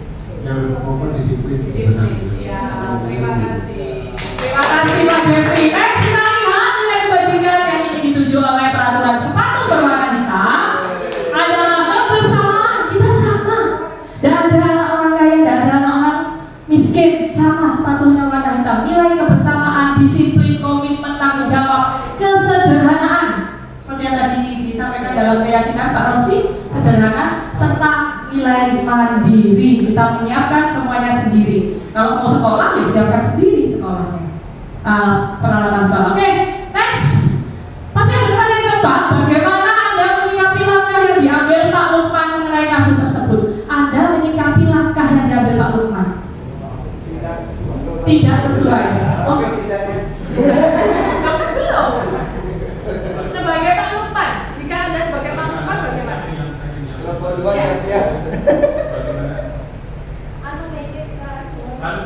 Iya, bagaimana kalau Anda sebagai Pak Lukman menyikapi langkahnya Pak Lukman? Maksudnya kalau sampai melihat langkahnya Pak Lukman itu bagaimana? Oh, ya Pak Lukman. Saya kira Pak Lukman dinasihati dan diberi pemahaman tentang tiga risiko. Langkah Pak Lukman kalau menurut Pak Robek sudah tepat atau masih perlu perbaikan? Oke, kita lihat jika langkah Pak Lukman. Oke, kalau kita melihat dari langkah Pak Lukman seperti yang disampaikan, dia itu disiplin, ya sudah tepat ketika dia menerapkan peraturan karena memang harus sepatu hitam. Mungkin caranya yang salah. Namun secara psikologis dapat membuat Sabrina menjadi down, malu, bahkan mungkin dendam dengan gurunya. Kalau tentang warna hitam, memang harus diterapkan untuk warna hitam karena sudah menjadi sebuah peraturan atau tata tertib yang sudah jadi keyakinan di sekolah itu. Oke, terima kasih kelompok 1, luar biasa. Habis ya. Selanjutnya kita ke kasus yang kedua. Kasus yang kedua. Oke, kasus yang kedua tentang Anto dan Dino. Minta tolong dibacakan Bu Lia, belum dengar suaranya.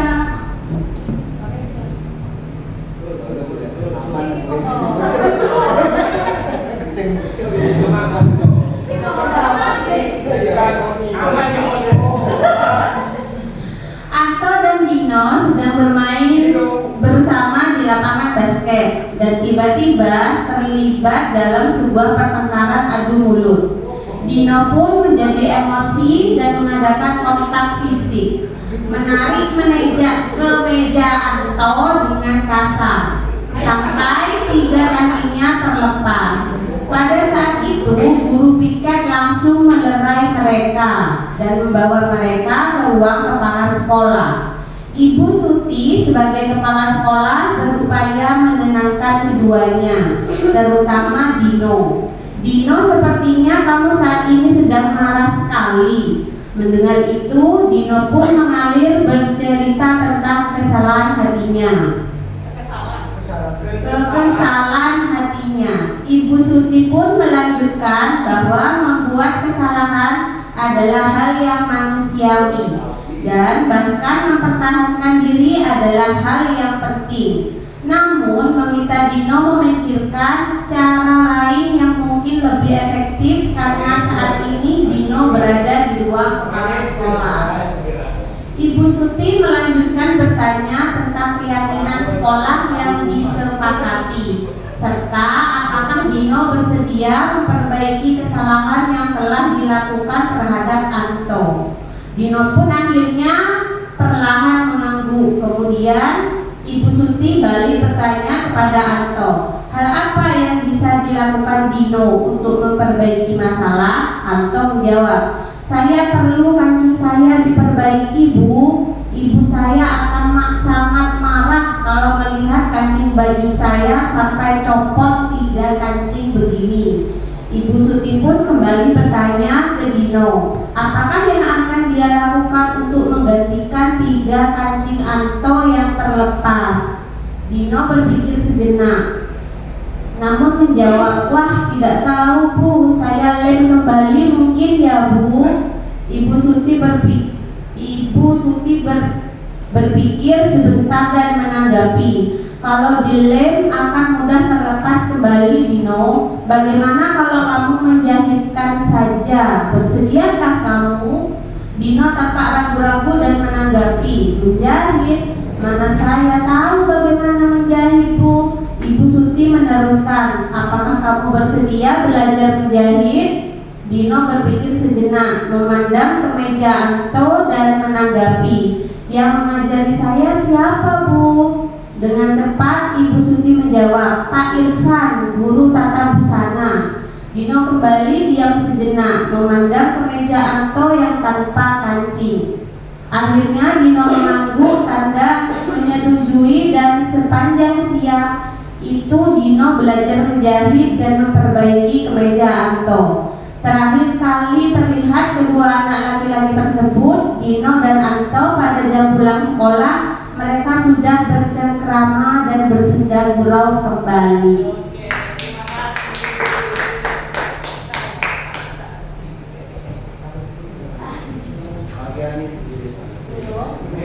Oke, terima kasih Bu Lia.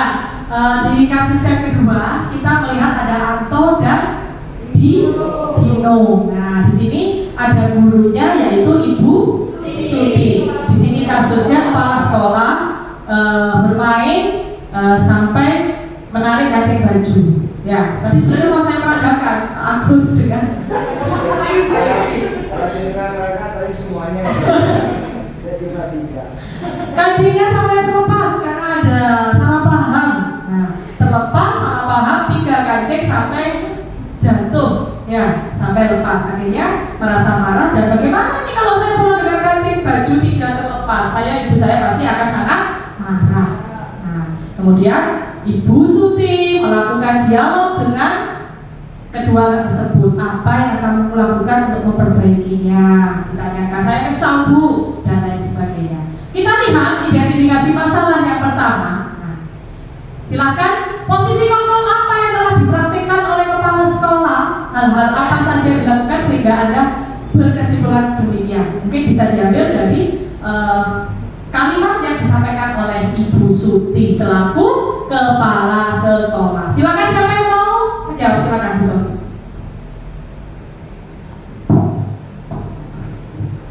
Posisi kontrol yang dipraktikkan oleh kepala sekolah Ibu Suti yaitu manajer. Terlihat dari kata-kata Ibu Suti pada paragraf pertama. Yang pertama, Ibu Suti melanjutkan bahwa membuat kesalahan adalah hal yang manusiawi dan bahwa mempertahankan diri adalah hal yang penting. Namun meminta Dino memikirkan cara lain yang mungkin lebih efektif karena saat ini Dino berada di ruang kepala sekolah. Dan dari paragraf yang kedua, Ibu Suti melanjutkan bertanya tentang keyakinan sekolah yang disepakati serta apakah Dino bersedia memperbaiki kesalahan yang telah dilakukan terhadap Anto. Itu dulu. Terima kasih. Tepuk tangan dong. Ibu Sofi, kita lihat jawaban dari Ibu Suti. Oke, posisi kontrol sebagai manajer karena Ibu Suti kurang lebih tadi yang disampaikan adalah kalimat yang ada di dalam cerita. Ya, Ibu Suti telah bertutur dengan lembut dan berhasil menenangkan keduanya. Seperti yang disampaikan oleh Ibu Sofi tadi, berbuat kesalahan itu manusiawi, kamu juga berhak untuk mempertahankan diri. Betul sekali. Tepuk tangan buat Bu Sofi nomor 2. Next, selanjutnya di kasus tersebut bagaimana Dino dikuatkan, bagaimana Anto dikuatkan. Dino ini yang menarik, ya. Anto yang kancingnya terlepas. Silakan dari kelompok 2. Silakan.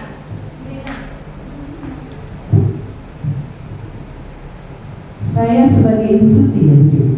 Ya, bagaimana di kasus ini tadi Anto dikuatkan, Dino dikuatkan oleh Ibu Suti. Yang mana? Kalau saya sebagai Ibu Suti dan saya menenangkan Dino ini yang menarik ya, yang menarik kancingnya. Mungkin saya lebih menekankan ke Dino daripada ke Anto. Dino, dengarkan Ibu nak. Apa ya? Yang di sini ini sudah ada kalimat dari Ibu Suti yang di situ. Yang mana? Yang menunjukkan bahwa Ibu Suti telah menguatkan Dino maupun menguatkan si Anto.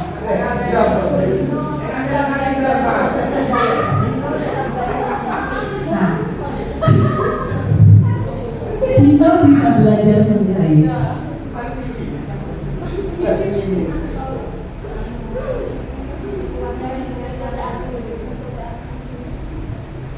Untuk yang Dino, yaitu Dino memperbaiki kancingnya.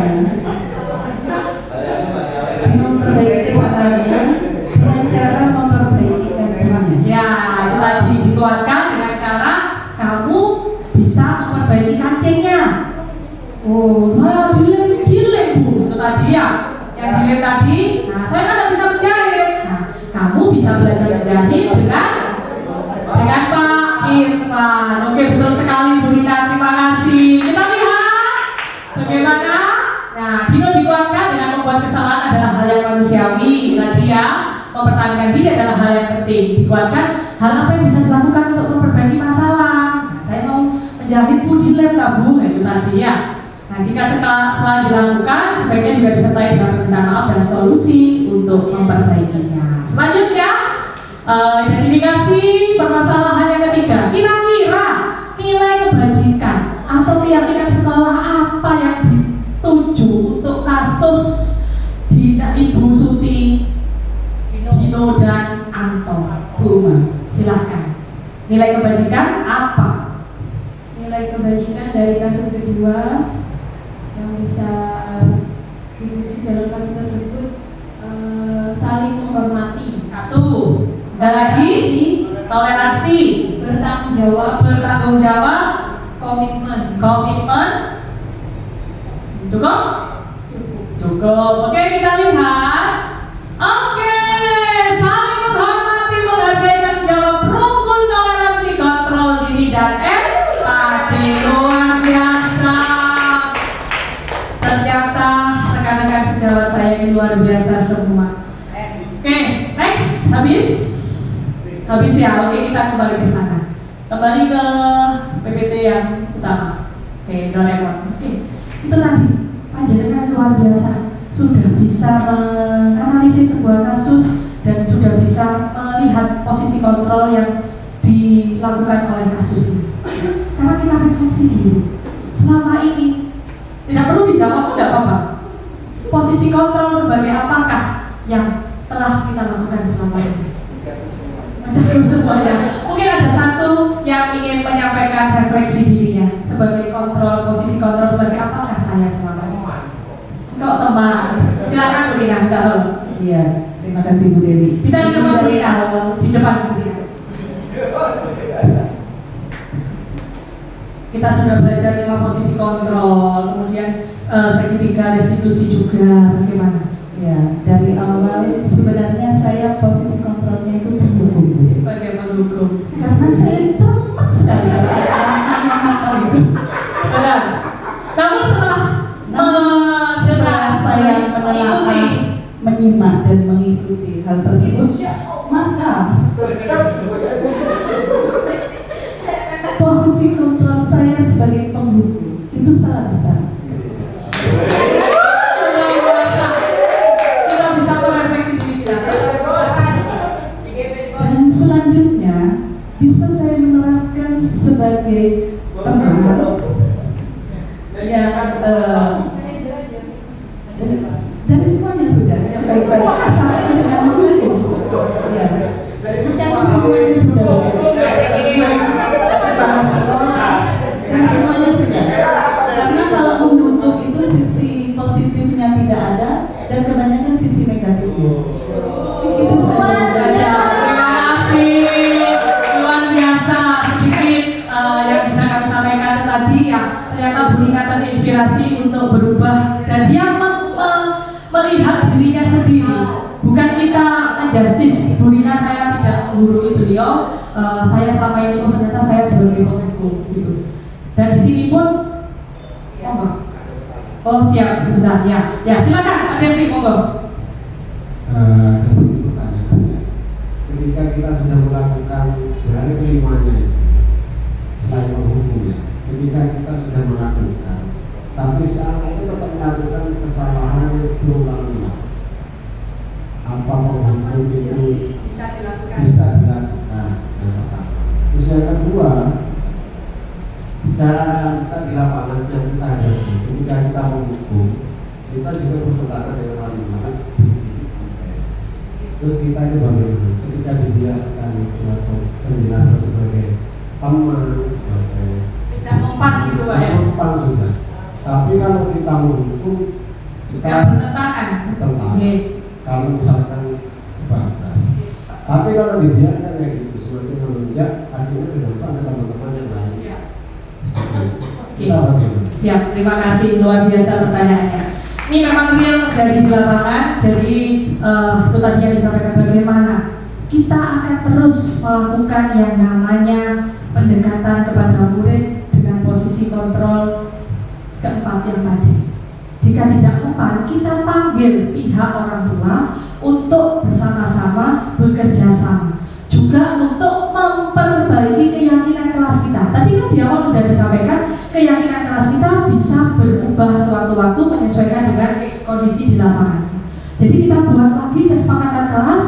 Jika sudah dari kita sudah berkali-kali menyampaikan perbaikan pendekatan ke anak dengan posisi manajer, posisi teman, posisi itu tadi, kita anak itu tetap melakukan kesalahan, kita kembalikan lagi, kita ajak orang tua untuk bersama-sama melakukan proses pendekatan pembelajaran anak untuk memperbaiki sikapnya. Dengan cara itu tadi salah satunya kita perbaiki kembali nilai keyakinan yang akan kita buat sebuah keyakinan kelas. Seperti itu. Jadi istilahnya ya kita tidak jemu-jemu, untuk seperti yang tadi disampaikan bahwa memang untuk kejadian di lapangan itu memang sangat mesti prosentasenya ketika kita menghadapi masalah, kemudian kita langsung ingat di 3 restitusi. Maaf ya. Ya, jadi ketika kita berhadapan dengan sebuah masalah murid kita memang tidak tentang kita ingat dengan yang namanya segitiga restitusi. Tapi kita kembali diingatkan mungkin ya itu tadi, ketika kita sudah dapat materi seperti ini, mungkin ketika saya lupa dengan materi segitiga restitusi, mungkin panjenengan bisa mengingatkan saya dan kita terus berproses untuk menuju perbaikan yang lebih baik lagi. Monggo, Pak Dewi. Ya memang benar seperti itu. Tapi kadang ini kan saya teori yang sampaikan. Kadang bukan banyak tidak samanya dengan fakta di lapangan. Nah, langkah selanjutnya yang dengan sampaikan tadi kan dengan segitiga restitusi contohnya dengan wali murid.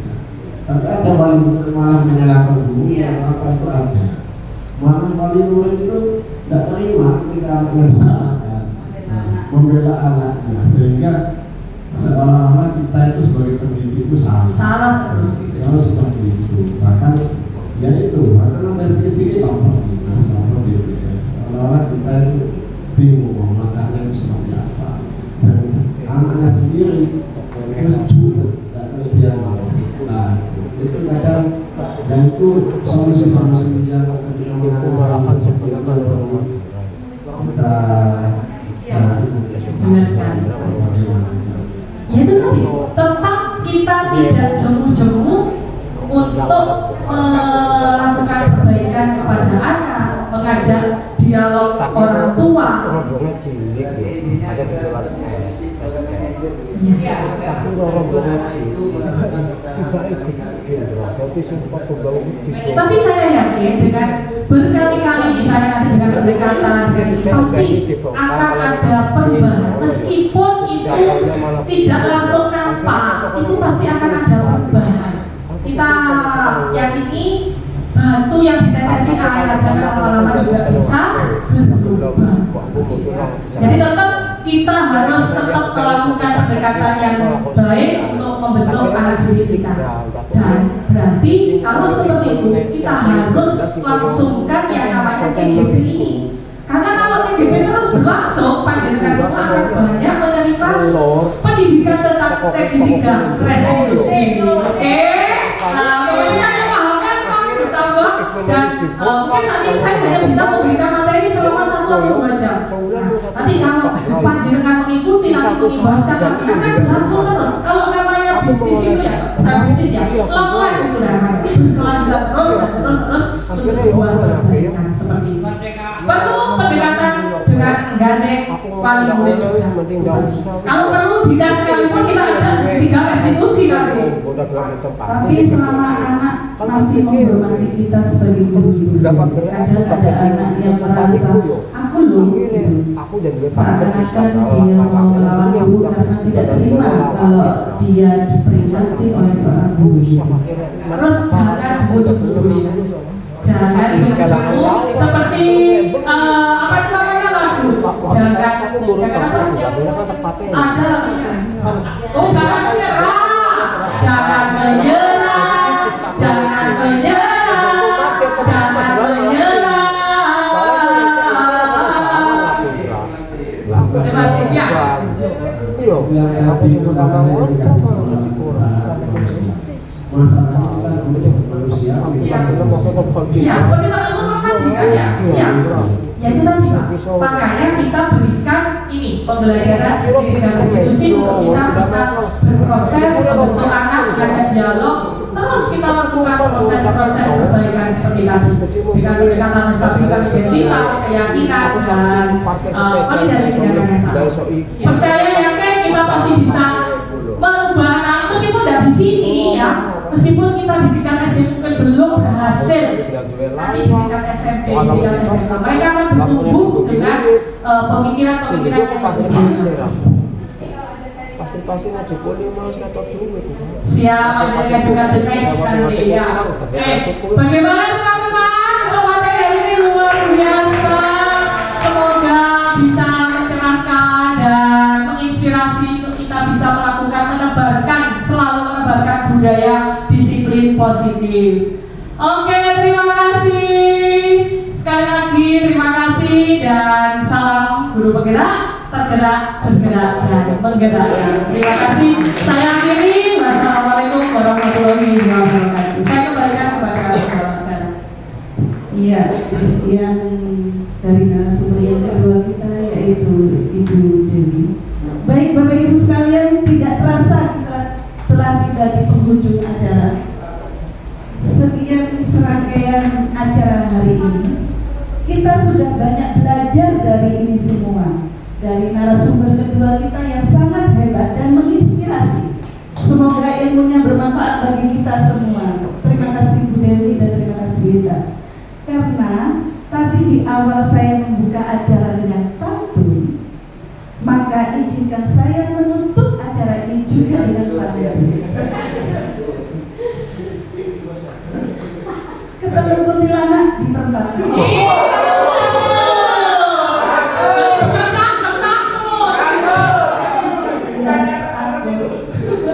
Ya jawabnya takut aja. Oke, dilangi. Dilangi lagi. Ketemu kuntilanak di perempatan. Ada tuyul di belakangnya.